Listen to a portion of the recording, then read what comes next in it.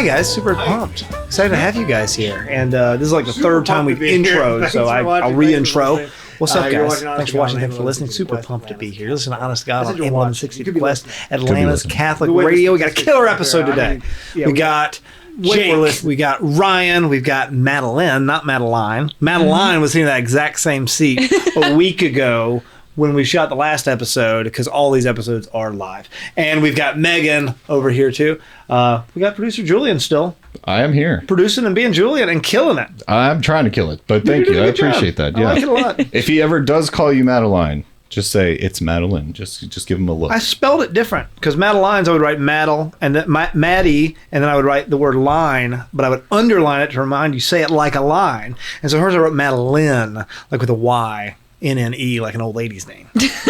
Perfect. Thank you. Yeah, that's cool. Your name's not an old lady's name. I'm just saying that's how I do it. Yeah, As always, we're joined by the gaping void of Eldrick nothingness to my right that somehow takes down show notes for us. Show notes, Benny. Good to see you over there. Is he there? Is he there? Nobody knows. Nobody has any idea. It's weird. We should get a camera over there. Well, but then... Well, the problem is that it doesn't reflect any light because of just the empty nothingness that extends forever to my right. Exactly. All right, anyway, let's get started. So we're going to start with a prayer. We're going to do 3 fun facts a piece to get to know each other a little bit, and then we're gonna dive in. This episode, we're going to be talking about the rule of life that you guys are. I don't want to ask any questions right now, but as soon as we get in, I'm super pumped to like really dig into this. So, anybody want to volunteer to pray? Jake's I got us. We'll kick us off. All right. Start out things in the name of the Father and the Son and the Holy Spirit. Amen. Lord, we thank you. We praise you for bringing us here today. We thank you for safe travels on the road. It's a downpour today, and just ask that you continue to hold us and guide this conversation here at Quest. Allow anyone listening to just somehow moved in some way by these words, and we pray for the movement of LifeTeen always. We ask all this as we say amen. In the name of the Father, Son, and the Holy Spirit. Amen. 87. Give that an 87. It was solid. It was good. I'll take that. That's pretty good. I was an A- student, so that's like right in my range. So that was solid. Below your range. Yeah. Maybe a little bit, but we'll take it. It's good. What's that? Oh, Mike? All right, cool. Cool, guys. So this is, I don't know if you've ever seen this before. We used to do 5 fun facts, but then our corporate overlords told us we're down to 3 now. Just 3. I guess somebody didn't like fun facts in some survey or something. So only 3 fun facts, starting with you, Megan. What you got? Nice. Well, my name's Megan. That doesn't count. Yeah, I know. It is fun. Yeah, I'm from Missouri originally. Okay, cool. A little bitty farm town. Let me think. Fun fact. My eyes are actually 2 different colors. One's blue and one's green. I'm not going to be able to stop doing that now, working the entire time. Cool. Yeah, that's usually what happens. I've been to Australia and like snorkeled the Great Barrier Reef. That's super cool. Yeah. That was 3. That's 3. Great. That was really good. I like those 3 fun facts. Yeah, that was awesome. Sometimes people who will be on the show over and over and over again run out of fun facts about themselves, and they just start to bring random fun facts. Yeah, do you guys that's know incredible. Do you guys know that armadillos only give birth to identical quadruplets? That's true. I learned that on this show, and I Googled it, and the internet's told me that is true. That. Every time, it's one egg that gets fertilized and then divides 4 times every single time. That's great. Isn't that neat? So interesting. All right, anyway, Madeline, what you got? Hey, my name is Madeline. So let's see, some fun facts. I really love photography. Cool. I know a lot about different cameras, and it's just something I really love. Let's see, what else? This isn't that fun, but I'm the oldest of 5 kids, so there are 4 younger siblings. What is fun, though, is my siblings' birth order. It went girl, boy, girl, boy, girl. Okay. So that is honestly pretty fun. My kid's birth order goes boy, girl, girl, girl, girl. Lots of ladies. Lots of ladies, girl. yeah. Yeah. It's cool. I like them. I'm a big fan. I'm embracing the whole hashtag girl dad thing. It's incredible. I'm really good at like making ponytails. Good. Killer ponytail. Yeah. The vacuum thing works. Like I actually do the vacuum. You know the vacuum thing? It works so really, really well. Yeah. You like get the scrunchie and you put it over the vacuum thing and then you all the hair, rolls it right down. That's insane. It's pro tip when you have daughters. Yeah. All right. I'm sorry. I'm praying for daughters. Oh yeah. I have all sons. You have the opposite situation. We're not on my fun facts. I'm sorry. I just wanted to check. And let's see. Last fun fact. My family has been building our house for the last like 18 years. So pretty handy because of that. But if they've been building it for 18 years, I feel like they might not be that handy. We're not quite done. Years to build a house. Yeah, it is pretty wild because we've been doing it like just ourselves. Are you living in it and then so expanding? it's next door. Oh, okay, cool. Yeah, that makes sense. So just like it's kind of like my dad's like project on the side, but it's also like a whole house. So that's super cool that he's because I'm always like, we just built a house. Like I didn't do anything. I paid a bunch of dudes to build a house. That was cool. But that's neat. He's actually building the whole thing by himself. So I dig it. Okay. Pretty interesting. Cool. All right, Ryan, what you got? Ryan, I know that doesn't count. I recently got married in September. Congratulations! Which is great. That's awesome. Yeah, we're really excited, and we're also. I for one am grateful that you don't have 4 identical twins every time. No, so don't. So don't have kids yet, but anyway. And then I would say I raise money for the Catholic Church. I love doing that. Cool. It's a lot of fun, and I lived in Australia for 4.5 years. I used to have an Aussie accent as a kid. Wait, as a kid? Yeah. If you look at the home videos, it's like, Mommy, can I use the loo? And then now that's gone. Yeah. So once I turned 6, I stopped being cool. Where? So you lived there from 2 until 6? 6 months until 4.5. Yeah, something like that. So where did you live? Sydney, Australia. So. Oh wow. Okay. So big city, Australia. Yeah. Like middle of nowhere. Like Kimberley. Yeah. That's really cool. Yeah, was that great. like Dad's business or what? Yeah. So my dad was working for a company called Clinique and doing a launch for the product out there, and so to find a house on the water, he found one that was really discounted because unfortunately there was a murder in the house. Okay, great. And so my mom found out 2 years later and was furious and swears there was a ghost. We literally had a priest come and exercise. Yeah, and you're good. You're fine after that. Yeah. So my sister's been a little off since carpet, then. Maybe. Yeah. So that's really neat. All right, cool. Yeah. You got any Australia facts over there, Jake? Because that seems to be a recurring theme. It's a tough fact to follow, but I can't roll with that. So my name's Jake, and my first fact is that my family used to own and operate a very successful ice cream shop in Michigan called Sherman's Dairy Bar. Shout out, no free ads. But we still own. We don't own the ice cream shop anymore, but it's still called Sherman's Dairy Bar. Very packed in southwestern Michigan, town South Haven. So ice cream runs in the family. Second fun fact is that I've actually been a shot clock operator for an NBA G League game. Whoa. One time, Grand Rapids Gold.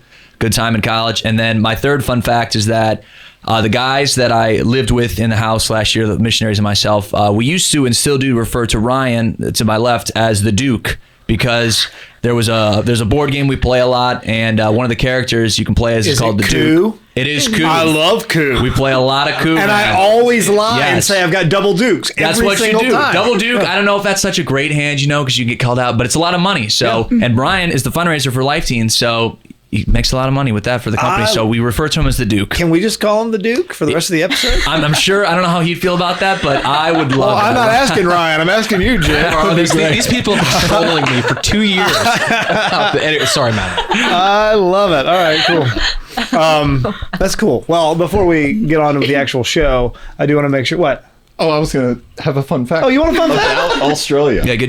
Do it. I kid you not. So, that's actually a perfect segue. Australia, yeah, exactly. Thank you. Australian accents are the only accents that non-American that I can actually understand. People from England or UK, unless they're media personality that have trained their voice, right. I have no idea what they're saying. And Australian accents are the only accents that are non-American English that I can understand. I can understand English second language better than people from the UK. Okay, no, I dig it. We're actually we're going on the record right now, honest to God, just to officially say that we don't like as a show English accents. The next episode of Honest to God will be done only in a really offensive Cockney accent. It'll be this, my teeth and fish chips. Yeah, the entire episode. So get pumped. Okay, I'll get ready. I hope you can do that. Speaking of Australia, I'm glad you brought that up. This episode of Honest to God is actually brought to you by the Australia Tourism Board. Visit Australia. Little Soviet-y in the big cities, but nicer than you think outside of them. Australia is calling. Yeah. Australia. Have you been to Australia? No, I've never been to Australia. Oh, okay. But the Board of Tourism for Australia paid for that ad. And then we like to avoid controversy after we do any of the ads. So what's you guys' opinion on Bishop Strickland? Anybody have any thoughts on that? I can only speak British. Okay. All right. Well, we won't get into Strickland today. I'm a fan. I had dinner with Strickland 2 years ago at Catholic Family Land up in Ohio. Not like we went out to dinner together, but like I don't know if you guys have ever been up there. It's great. Big shout out to CFL. It's phenomenal. My wife and kids go every year with me. I'm there too. And there's like they serve dinner right to you, and then you just take trays like in school, and you go and you sit on picnic tables and this big covered thing. And Bishop Strickland had been there. He was speaking. He had said mass for us that morning, and I saw him walking out with his tray. And we said, "Hey, Bishop, you mind sitting down with us?" And he hung out with us for like an hour and a half, talked to us and my kids, and yeah, I'm a big fan. We won't wade into. We'll leave the politics stuff to Michael Voris right now, but that's probably good. Yeah. I have thoughts. We can do that later. We'll do a banter episode later. Sounds good. Where I'll just talk about Bishop Strickland, tuned. altar servers. Yeah. We'll get into all that. Comment down below what you think we should talk about related to Bishop Strickland. Related to Bishop Strickland. So, Bishop Strickland is a bishop in the Catholic Church. You guys are all Catholic. Look at that full circle. I just segued back into rule of life. What does that mean? What are you people doing here? Why are we having this conversation? Anybody? Yeah, I'll kick it off. Please, anybody chime in at any point. So, three of us here sitting at this table, Megan, Madeline, and myself, are missionaries for LifeTeen. We live here in northern Georgia at a camp called Hidden Lake, and we are a full-time missions organization. That's just one part of our company, but we're full-time missionaries. We live here for the whole year, starting in September, and then we go through August. We do a variety of different things. Big thing we do is retreat ministry on the weekends. We help out with lots of retreats that come up to Hidden Lake. We're a retreat center, and then we dive into formation, work projects, a variety of different things. We have daily mass, daily holy hour, prayer, liturgy, the hours as a community. Awesome. We're pretty small right now. There's only about 20 missionaries between two camps, and then about 8 or so full-time staff members at each camp. So is the other camp Covecrest? Is that the other camp is Covecrest? Cool. Yes. So we do that during the year, and then once May hits, we put on these massive summer camps. We have college kids come as work as summer missionaries, and then we jump from about a community of like 20 during the year to like 60 in the summers. It's a blast. It's a ton of fun. Huge shout out to LifeTeen summer camps in general too, by the way. And I'm sure you do wonderful retreats during the week, but just if you have younger siblings, if you have high school, middle school age children, check them out. They're fantastic. I'm yet to hear anything bad about a LifeTeen summer camp. So do it, check it out. There's a camp in Dahlonega. There's a camp all the way up in Tiger, Georgia, if you're local, but then there's a lot of others around the country. So yeah, totally. That's awesome. So all of you right now are living. I was going to say, I'm curious about what the Duke has to say here. No. So these guys have sacrificed a year or two. Some of them have 3 to really give their all to the church. So in 1 year, they'll touch about 3,500 teens each. And so in just the summer, not including another 3,000 throughout the year. So they'll do prayer formation and whatnot, and they'll raise their own funds in order to be there. So it's an all-in effort by them. Awesome. So what are you up at LifeTeen? No, it's a good question. So we have a kind of 3-4 headquarters, if you will. So I'm in the Atlanta office in Sandy Springs. Okay, cool. So you're like LifeTeen corporate almost. Yeah. So I'm boots on the ground. Yeah. So I was helping one of our board members move out of his house, and he does a lot of stuff up at the camp. His name's Happy Mayor. He speaks a lot. He's an incredible man.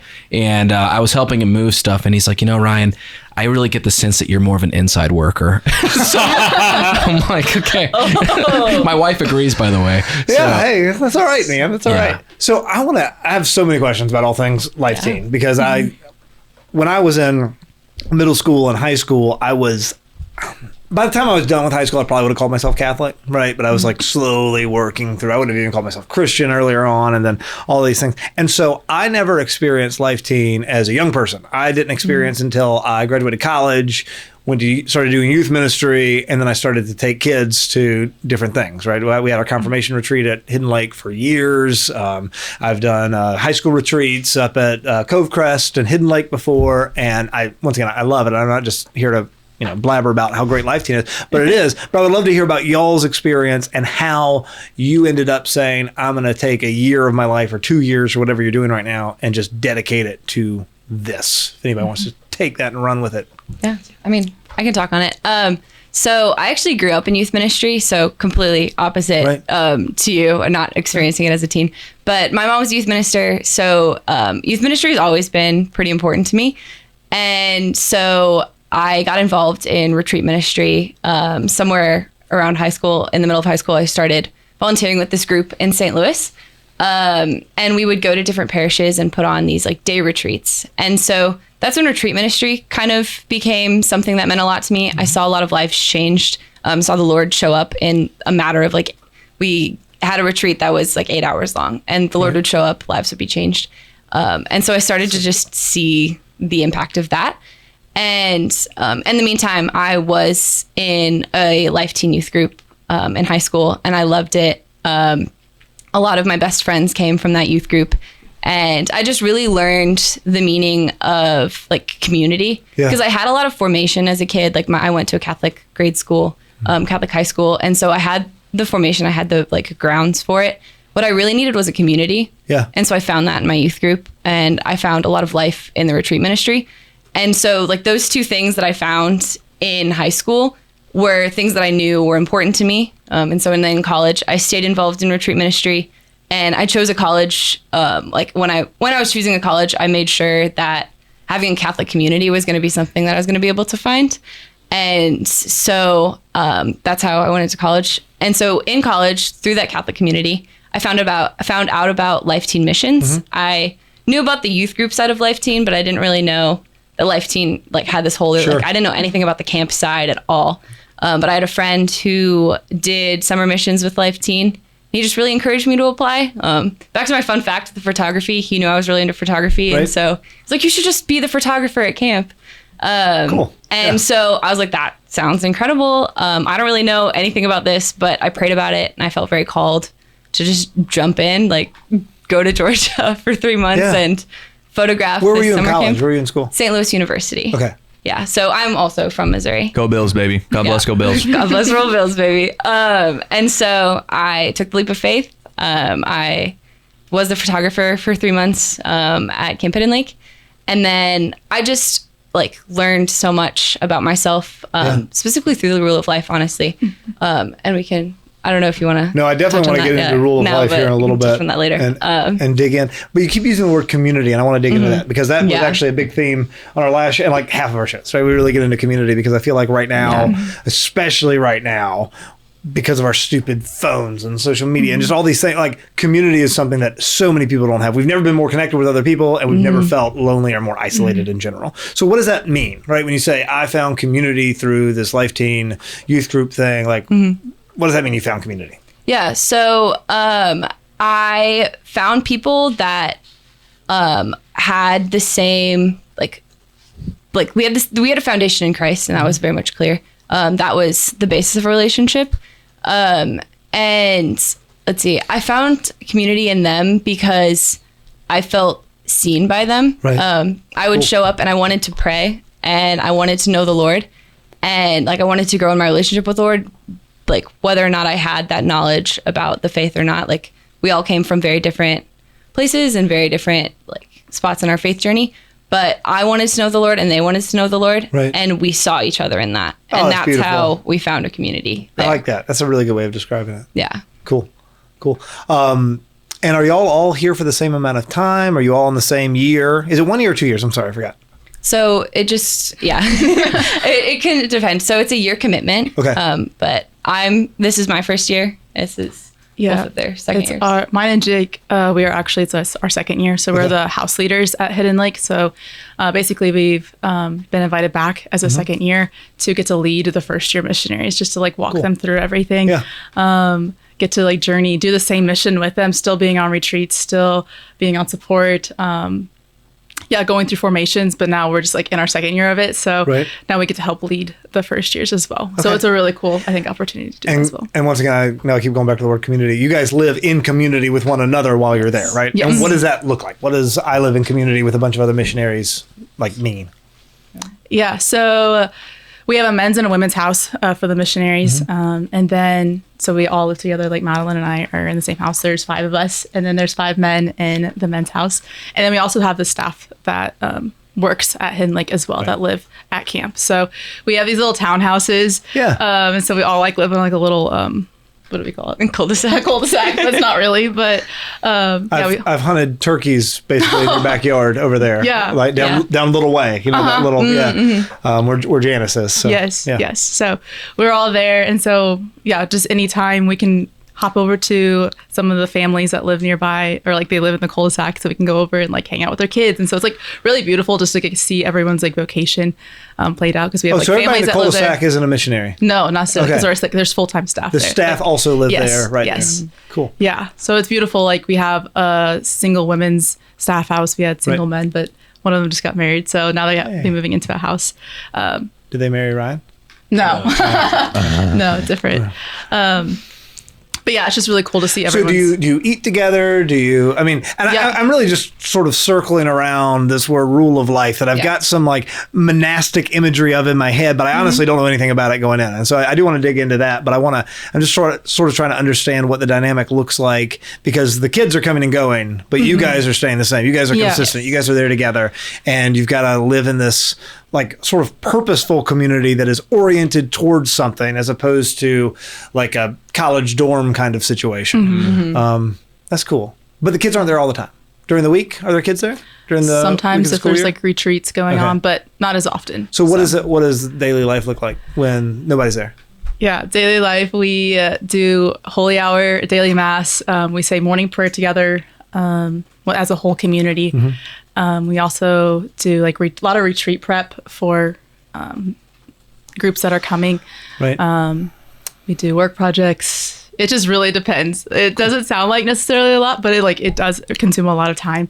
And it's a beautiful thing just getting to like work with one another in that as well. Is the boys' house, like I'm picturing the boys' house? I feel It's a like- frat house, man. Yeah. So we have, and when I was in college, the male college house consisted of three things: random like lights that are up there, stolen road sign, Yes, and that's like some sort must. of flag, right? Right. So we kind of make that our own. We don't have any like lights up. We do have some sort of road sign that's there. I'm not sure how it's got Probably there. found. That's true. Yeah. Yeah, found. Yeah, There's a definitely. piece of one of the old scoreboards that was in our gym that says home up. Nice. And then we have a United States flag and then a Vatican City flag as Cool. well. That So is we try cool. to put the missionary touch on it.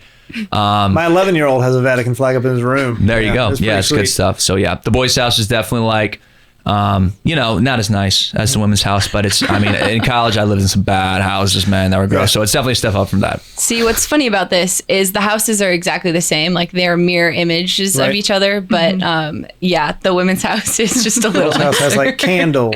It does. Yeah, Has candles, okay. has paintings up. We've got some fun lighting. That sounds really nice. Yeah. My dorm room consisted of a couple of flags and a just totally blank walls and a Tupperware bowl duct taped over the smoke detector so we could smoke inside.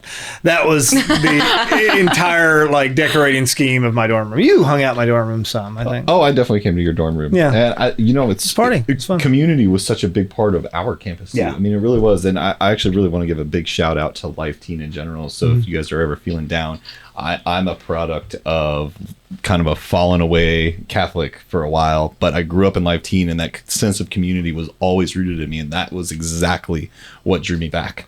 Oh, I had no idea. Yeah, That's I mean, cool. I know we talked about my beautiful. conversion story, Yeah. but it kind of just hit me today. It was like that. It was the LifeTeen community that reminded me that that was what I was longing for so long. That's beautiful. I like that a lot. Yeah. Any more big picture stuff? I really want to dive into the specifics here in a minute after the break, but anything else that here's a really important question. Are you allowed to date each other? That's an important question. What do you think? Let's have you guess off the start. I would guess no, right? Because if you're familiar with Crossroads, that's the Walk Across the United States anti-abortion thing with the big pro-life shirts, and I had a good buddy who was really involved with that, and some other thing. And there was almost always a strict no, you can't date policy, but then everybody was just like special friends until they ended it, and then they officially started dating. Yeah, we're not dating; we just like each other, and we'll get jealous if we are like anybody else. Yeah. No, we do not date. As a first-year missionary, you are not allowed to pursue new romantic relationships. No is eye the wording? contact, Yeah. yeah. So we can. period. Yeah, exactly. So this is actually a large part of a rule of life that we can get into later. But we do have a 1-year dating fast as first-year missionary. So Megan and I are off that. We can date freely, but we don't really date like in community really unless it's a specific scenario. Sometimes missionaries on their first year will get close and be friends like brothers and sisters in Christ to start with, and they're like, there might be a little something here when the mission year ends, and then they start dating. That's rightly ordered and beautiful. That's exactly. really Yeah. cool. Yeah. Okay. So Neat. All right. Cool. Cool. I want to know actually, it's kind of a Julian question, because once again, like you said that LifeTeen, it was that anchor of LifeTeen early on in your life that when you sort of fell away and stumbled, there was like the memory, the whatever you said that like reignited and brought you back in that pursuit. What does that mean? Yeah, well, I was hanging out with kind of some troublesome people, and if you check out the episode where we talked about my conversion, which will be in the show notes below, I hung out with people that were not great, but I really enjoyed that sense of community, and I wanted to essentially form a healing community. That was this inspiration that I had before coming back to the faith. And then it just dawned on me, wait, you already were part of a healing community at the Catholic faith. And I was always with youth group. We did Bible studies on Wednesdays. I actually was Jesus on the cross during the living stations that we put on. I had hair down to here a long time ago, but we don't need to talk about that it's now. really curly. He's got really curly hair. Curly, yeah. Yes. You wouldn't think it, but he does. That was one thing that drew my wife to me, I think. But your long, luscious locks. Oh, yes. Yeah. Yes. But yeah, that sense of community really just, it was deep seated, and it manifested eventually. Cool. Crikey. I was trying to think of something Australians say at the beginning. Is Crikey one? That's think Crocodile Hunter. Yeah, it is Crocodile Hunter. Yeah. R.I.P. Steve Irwin, man. That's right. I remember, there are very few moments in my life that I have that, like, man, I remember everything about that moment from when I was younger. 9/11's one of them. I remember when 9/11 happened. I was in 7th grade, I think. And I remember when Steve Irwin died. I remember learning Steve Irwin died. I remember where I was, what I was doing, everything about it. It was such like oh my gosh, Steve Irwin died. I love that guy. Yeah. So this has nothing to do with Rule of Life. Not at all. I want to dig into that. I'm just a big Steve Irwin fan. Yeah. You know, I thought of something on the break. We have a lot of listeners on the radio and a few subscribers on YouTube. So if you're a listener on the radio and you don't want to listen on YouTube, that's fine. But if you could subscribe to us on YouTube, that would be so helpful. And tell your friends too. Yeah, you're good at remembering to do stuff like that. I'm bad about it. I always forget. Forget to say anything. You're a pro. We're growing. It's okay. That's why we pay you the big bucks, Julian. Oh yeah, the whole 1 penny is actually. We make a lot of money. We make a lot of money on this show. We're doing this for the money. After taxes, I actually owe the show money. Yeah, no, we do. Yeah. All right, guys. So let's jump back into it. Your LifeTeen missionaries. You're hanging out up at Camp Hidden Lake. Everybody, go check that out. Seriously, it is amazing. Literally life changing for so many young people. But when I looked at my show, what I was supposed to be talking about today, I just had the word Rule of Life. And once again, I've got some vague, like, Benedictine vibes from it. But I really want to know what it is and dig into it. So tell me, pretty please. Yeah. Jake, do you want to start? I'll start it off, but I want the two next to me to go at any point. I am the self-proclaimed Rule of Life guy. I live by it. We read it every morning before we go into morning prayer, but I read it kind of like the Constitution, sort of. That's not how it's written, but I always say, like, preamble or like Article 1 and then read something. But our Rule of Life is a set of standards that we live by in our community as a missions organization, as people that we try to be like different from everybody else. We have a set of like standards that kind of unite us. It's not a job handbook. It's not any like fireable offenses in there, but there's about 11 different sections. Glorify God. Most of them start with glorify God and something. Prayer, community discipleship, technology, things like that. And they just outline ways that we're going to live by, and there's a ton of scripture in it. There's almost more scripture than it is just like regular writing. A decent amount of pieces from the Rule of St. Benedict as well too, but just kind of outline many things that we're going to do on a daily basis. I won't say all of it, but just some part of things like our prayer commitments, daily mass as often as possible, confession once a month, morning and night prayer with community, that sort of thing. So yeah, that's beautiful. That's great. And I think the answer is probably pretty apparent, but what is it? Well, first of all, is this something that all LifeTeen communities do, or is that something specific to Hidden Lake? It is LifeTeen, the two communities, camp communities that we have, Hidden Lake at Cove Crest, live by this same rule of life. So our staff, like Ryan next to me, does not live into the same rule of life that I live into. We have the same employee handbook, but so one of those two things is a 2 alcoholic drink limit if you're of age. So at our Christmas party, Ryan can indulge past 2 if he so wishes, and us missionaries, we have to stop there at 2 for the occasion. So when it says 2, does it matter the size?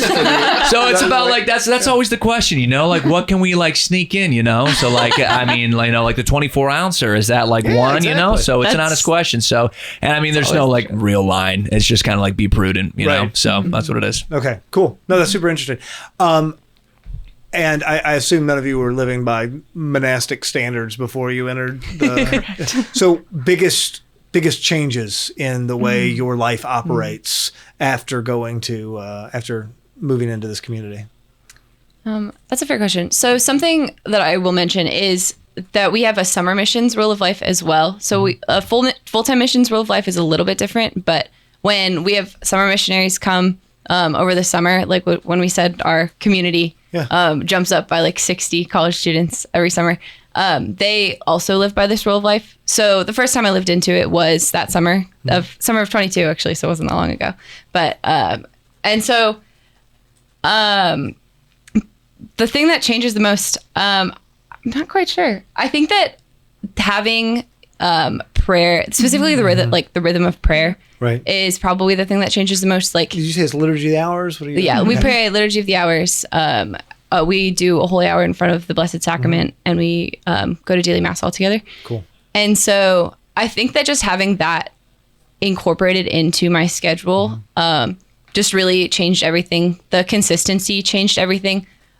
Specifically that summer, like summer 22, when I was the photographer at Hidden Lake and I was living into the rule of life for the first time, having a consistent prayer schedule completely changed how I lived my life. And so I took that back with me when I went back to college for that year.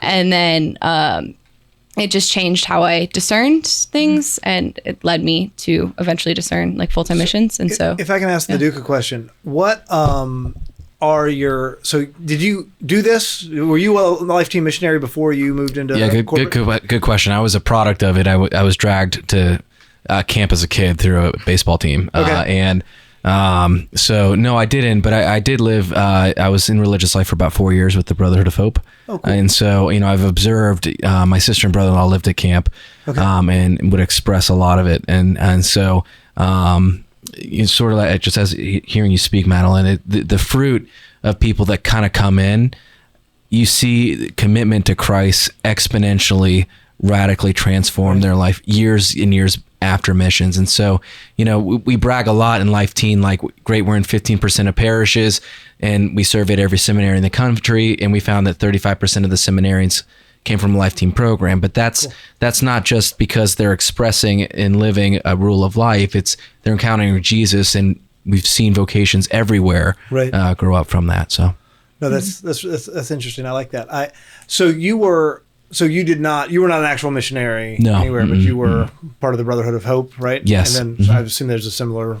Yeah, it's similar. I mean, we pretty closely imitated the rule of St. Benedict. Okay, cool. And is there anything from that you've sort of taken into your life now? Yeah, I mean, so my vocation recently changed, and so we've been trying to kind of build a rhythm and routine a little bit differently. So I still do my breviary. I have that. I love it. But I also am traveling quite a bit on the road, and so it's hard in each moment to find it. I recently in the Liturgy of the Hours, Julia Warga, one of our outreach team missionaries, had brought up a section from it that was saying, I think it was St. Francis of Assisi, that your prayer will look different at every season in your vocational calling. And so it's been interesting to see mine. Great, I was able to do 2.5 hours of prayer. Now I'm able to have maybe 20 minutes of silence in a day, and I got to ask constantly for the intention to recognize the presence of God. It looks really different. I just think that there's something really beautiful about the submission, right? The obedience, because there's very few things that we have to submit ourselves to, but we actually have to, right? And I mean, I was thinking, well, you guys were talking about this, about the things that I submit myself to on a regular basis, and it's kind of pathetic, right? It's like, I mean, I obey the traffic laws so I don't get pulled over. I'm not unfaithful to my spouse. I show up to work on time. You know what I mean? But I don't feel like there's very many things that are like an integral part of my life that I change that I would not do if I did not want to. Does that make sense? Even the things that I'm submitting to because it's like good for me, or I desire that thing in the moment. And I assume with the rule for life, like with any sort of Benedictine or monastic sort of setup, there are things that you don't want to do, but you do because you have to, right? Because be quiet and do it. This is what obedience looks like. I think that's a beautiful aspect of humanity that we, living in the 21st century Western world, are missing out on. I don't know. Is that true? Is that fair? Yeah. Anything particularly difficult to submit to? It's got to be something. I'll say something quickly here, and then I know hopefully it'll be a little bit off to the side here, but I think just like obedience from the top down. as a full-time missionary, you're like the hands and feet of LifeTeen and all the things that we deal with in our main branch of the company, sending out resources to parishes, trying to like build up youth groups.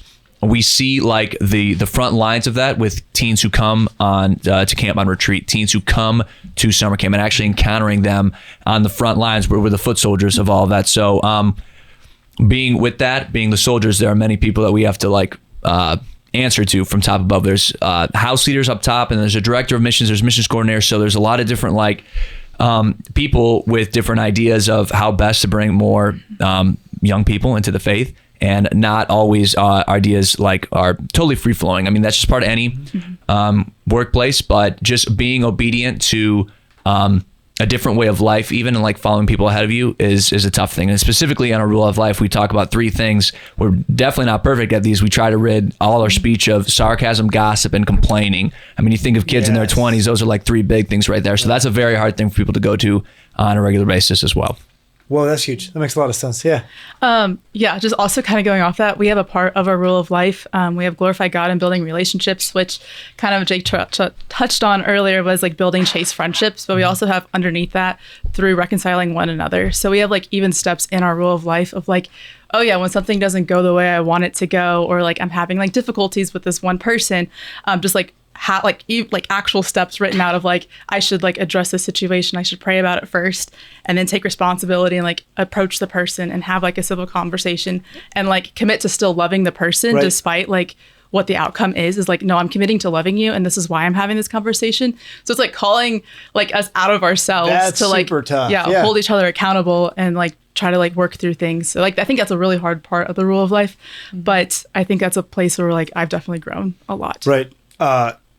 My wife and I have not gotten in very many big fights, but when we have, the phrase "love is movement of the will" is something that comes up. Like, I don't like you at all right now, but I love you. I just want you to know that I love you, and I'm so angry at you, and I don't like you, but I love you because I'm willing that. It's hard. I mean, and it's hard in America. I can't imagine the friend of yours who stole your food out of the fridge or something. I don't know if that happened. I just no, that's super interesting. I like that a lot. Just because you brought it up, I'm curious specifically. Tech policy, what does that look like? So tech policy isn't like super specific, I guess, but in our rule of life, it says something along the lines of, and I'm paraphrasing here, like we try to rid our eyes and avoid technology that can be harmful to the eyes, harmful to the heart, specifically those that include excessive profanity, extreme violence, and lots of sexual activity. Right. So those 3 things are, we try to like totally go off of not doing those 3 things. So we do have like movie nights with the boys, movie nights like one of our missionaries had a birthday the night and he like wanted to watch a movie, you know, like we're not going to be throwing on like The Wolf of Wall Street or like really bad stuff like this, obviously. So there's nothing that says like you can't be on your phone like this amount of time, but there's definitely like we talk about like hindrances to the missions and like things that keep us from a stronger relationship with God. And most often it is like technology and our phones, just the amount of time we spend on that. So there's not like a specific requirement or how much you can or cannot be on it, but it's definitely something we try to minimize in our daily life. So Jake and Megan, you're sort of like leaders, right? Over the first year people, right? Do you find yourself, are you in charge of like corrective behavior and stuff? Are those awkward conversations where you have to call people out on a regular basis? Is that a thing? Definitely. That's tough. I mean, it's just like humanity. I mean, we all fall. There's like all things. So 100%. Yeah, we always typically like talk about it ahead of time and make sure we're on the same page and like we're coming up a place of love and like wanting to like better the community. And so, yeah, we've definitely had to have like one-on-one conversations. So that hits at the heart of what I want to get to, which is how do you correct, and this isn't just for you, this is more like a universal you kind of question.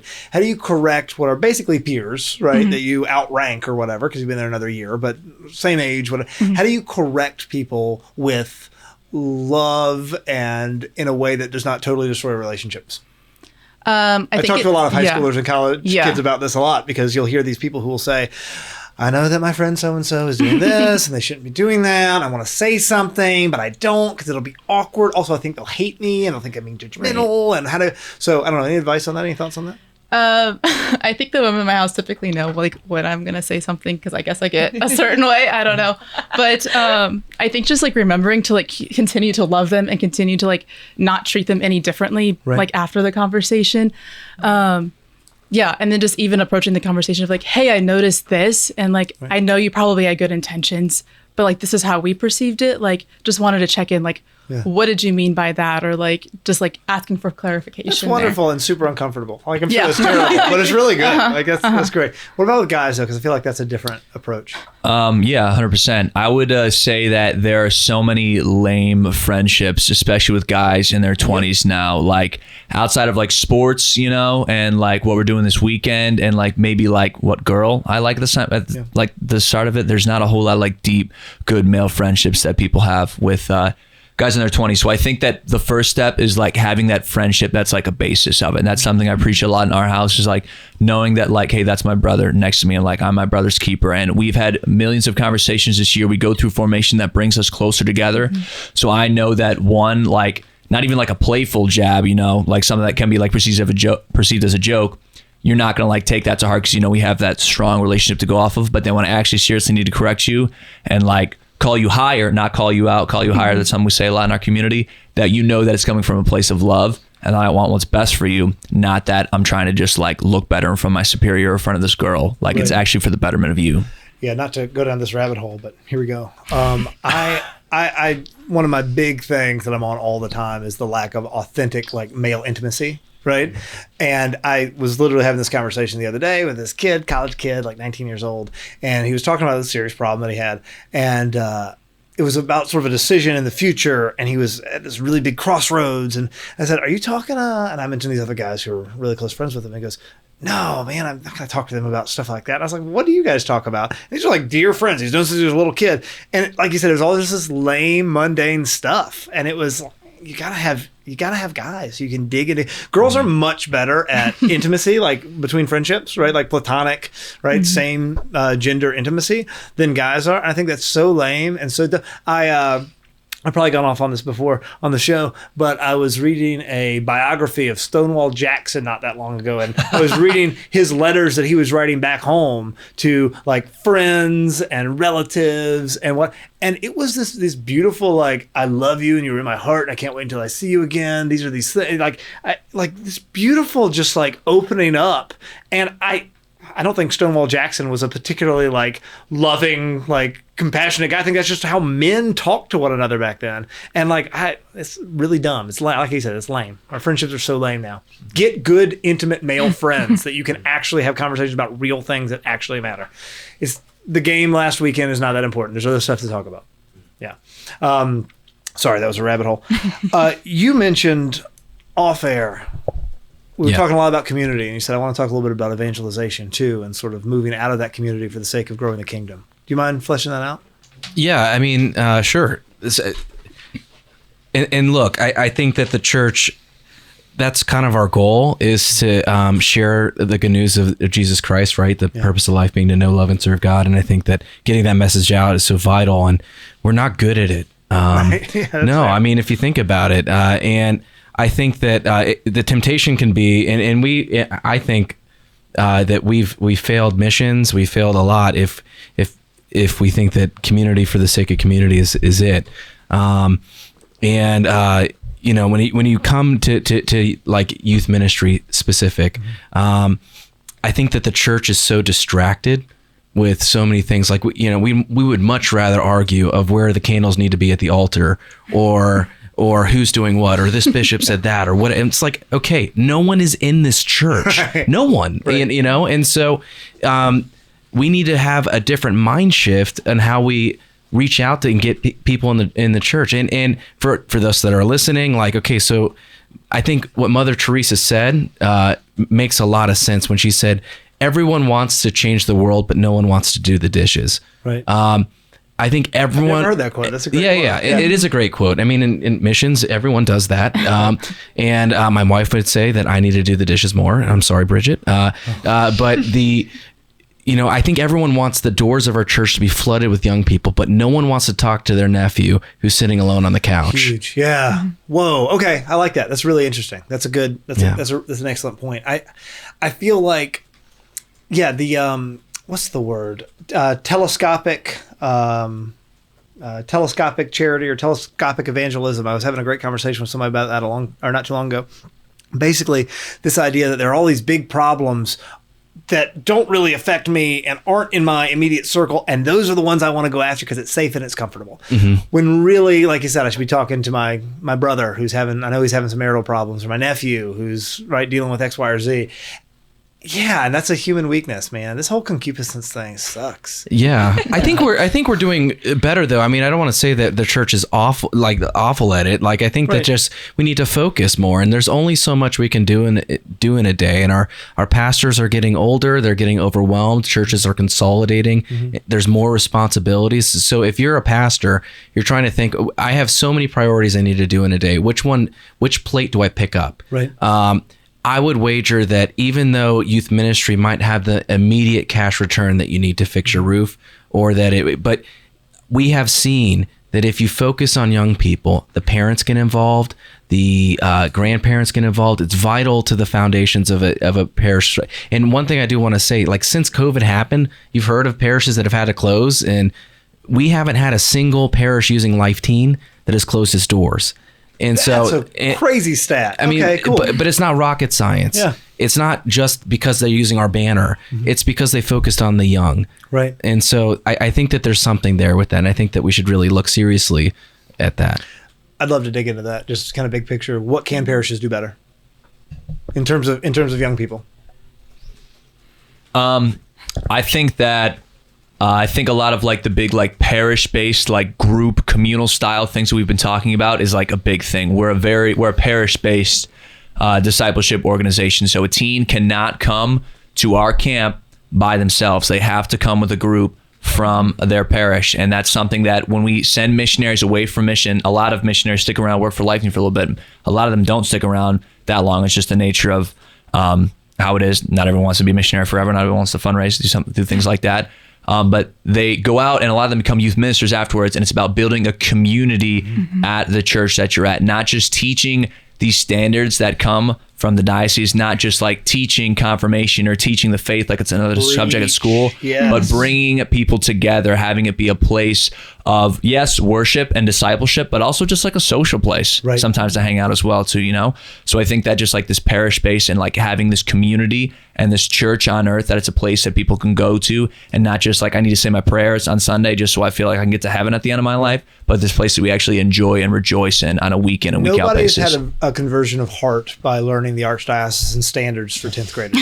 Ever. Not one time. Ever. You might have a conversion of mind. That's great. You know, cracking open the Summa and digging into that. That's fun. But yeah, we need to go after hearts, right? A great thing, and this sounds arrogant, but it's true, so I'll say it. A great thing about the Catholic Church is that philosophically, theologically, we're right about everything. Go team, right? That's awesome. Christ did not come here, though, to help you like outwit people in the YouTube comment section. But comment down below because it helps the algorithm. But God came here to form a relationship with you personally, right? And to touch your heart. He's after our hearts. He's not after our minds. It's great that some monk 1,200 years ago answered all these questions that your Protestant friend thinks are gotchas for the church. But that's not what it's about, right? It's about something so much deeper than that. That's beautiful. That's a great point. I really like that. I don't know, ladies, any thoughts on what, from the feminine perspective, what can our churches do better? Yeah. I think what Jake was saying is really good, of just like focusing on that relational ministry. You're not going to like win a teen over by like, obviously throwing all this knowledge at them. But like getting to know them as a person and then coming after them.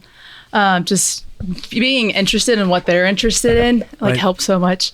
I was actually talking to Madeline the other week about something that's one of my biggest pet peeves is when people say that the youth are the future of the church. That's one of your pet peeves? Yeah, because I'm like, they're not. They are part of the church now. Like this should be their home now. But whenever we say, if they're the future, it's like, okay, their responsibilities that hopefully will be assumed, but like we're forgetting that they're a part now. Like it's just like, okay, maybe in 30 years they'll come back to the church and like, you know, but like, no, like if it's not their home now, then why would they come back when they're like 50 years old? Like, you know? So I think like focusing on it and really coming after them and getting to like know the youth and like doing fun events to get them to come, like socials that exist for the sake of being fun. They don't exist for the sake of a catechesis lesson. Because I think like the faith will come after once you get to know them and start bringing them in. They'll like naturally will become more curious and like want to know more, and they'll start like asking questions, and then that's like the door opens there to be able to like share like and evangelize to them. So we're running out of time, which is crazy how fast these episodes go. But if someone is interested in learning more about becoming a missionary, or even signing up for a camp, or signing up their kid for a camp or something, where can they go? What do they need to know? In 30 seconds. Hit up LifeTeen.com, mission somewhere in there, LifeTeen.com online. There should be a very easy navigatable website to get to the missions page. If you're someone in your 20s or you're a college student right now, you're looking for something meaningful to do for a summer or for a year of your life, I cannot recommend something better than LifeTeen. Obviously, I'm going to say that because they put food on the table right now for me, but there's plenty of other great missions organizations out there that do a lot of great things. Focus does awesome things. Vagabond does awesome things. If you're looking for doing a lot of work, but getting a lot of formation as well at the same time, while also ministering to teens on the weekends, and then a ton of college students and teens as well in the summer, come and work for LifeTeen Missions. Check us out online, North Georgia. We're an awesome organization. We'll put it all in the show notes too. That's great. Yeah. Awesome. All right, guys. We usually end the show with Loaded Questions Junior, the game made for young elementary school students, but we use it because the questions are safe for 4:00 p.m. on a Saturday on Catholic radio. While you're looking, just pick one. Pick your favorite one. We'll answer it in a second. While you're looking, I wanted to throw out this fun fact. The LifeTeen logo looks exactly like the logo for some company that sells those little plastic things that hold urinal cakes. I've seen the LifeTeen logo on those things before. I'm serious. Like, pay attention the next time. You'll see it. You'll see it down there. So I'll start. This is great because I get to be a curmudgeon-y old man. What current fashion do you think is totally lame? This is great. Flat-brimmed hats. I don't get them. I think they're dumb. I think they look lame. I hate everything about them. And when I was a kid, you got your hat and you wanted it to be like as tightly rolled as possible. I don't know why that was the fashion. Now I've moderated to just enough, practical. But the flat brim thing, it looks dumb. You look dumb. It's embarrassing. We know that that's your mom's Honda Accord you're driving around in, blaring rap music. You're not cool. Take off your flat brimmed hat. What you got, Megan? What is your favorite thing to eat for breakfast? My favorite food is biscuits and gravy. Oh, so girl. Yes, I could man. eat that so much, but specifically my dad's biscuits and gravy. So no, biscuits and gravy are fantastic. I watched a great YouTube video not too long ago of all these British kids, and they were making biscuits and gravy for them, and they were all just like disgusted at this thing that was happening, and then they all ate it and were blown away. So exactly. Yes, universal comfort try food. it. All right, what you got, Madeline? I wasn't in love with any of my questions. But Sorry. Let's see. Let's see. The first one says, if somebody was spying on you, what embarrassing fact would they discover? I feel like nothing too crazy, but I watch a lot. Like, I've been watching a lot of Psych while painting lately. Okay. Psych is a TV show. Yeah. Love it. It's on Amazon. I don't feel like it's that embarrassing, but that is what I spend a lot of my free time doing. No judgment from me. I've been watching a lot of a new Josh Brolin modern Western sci-fi thing called Outer Range. And it's weird, but it's like good weird, and there's nothing like gross and sexual in it. So I enjoy it. Yeah. Mine was, what is fun about having a brother or sister? So I have one sister, Christina, who also works for LifeTeen. Big shout out to Christina. Christina, yeah, and I would say Duchess. She is that. So Christina. She has been, before my wife, the single greatest example of God's providence and charity. And she, seriously, her response to God's grace in her life has been so inspirational. And if you publish this and tell this to anyone, I'll be very upset. I'm just kidding. I think we should clip it and call it the Duke to the Duchess. Make that a short and put that's it out trademark. There. Yeah. You've heard it here first. I love it. What you got, Jake? Also not in love with my questions, but I'll go with the easy one here. Where is the first place you went when you got your driver's license? I feel like it's an easy answer. You go to school the next day. You drive some sort of car. That way, like, hey, like his mom wasn't dropping him off anymore. You didn't go with the bus. Both two bad options. You drove yourself. The girls know you have a car now. And, it's a no-brainer. Yeah. No, I like that. Dig it. What about you, Julian? I was going to go with best animal that describes you, but I'm actually going to go with my favorite store, which we already brought up off air, and that is Goodwill. Goodwill, Such dude. cheap clothes and can hook I'm you all up, about especially Goodwill. if you're a parent. Mondays, if you don't know, 99 cents for their oldest items. They didn't even pay us to say that. but the Australian Board of Tourism did. So make sure that you book your next vacation, and let's go with Adelaide. Head to Adelaide. It's beautiful this time of year. Right? It's warm. Sure. A lot warmer. All right, ladies and gentlemen, that's all the time we have. Thank you so much for being here. Dear viewer, dear listener, thanks for watching. Thanks for listening. We've been Honest to God on AM 1160 The Quest, Atlanta's Catholic Radio. Producer Julian. Signing off. Over and out.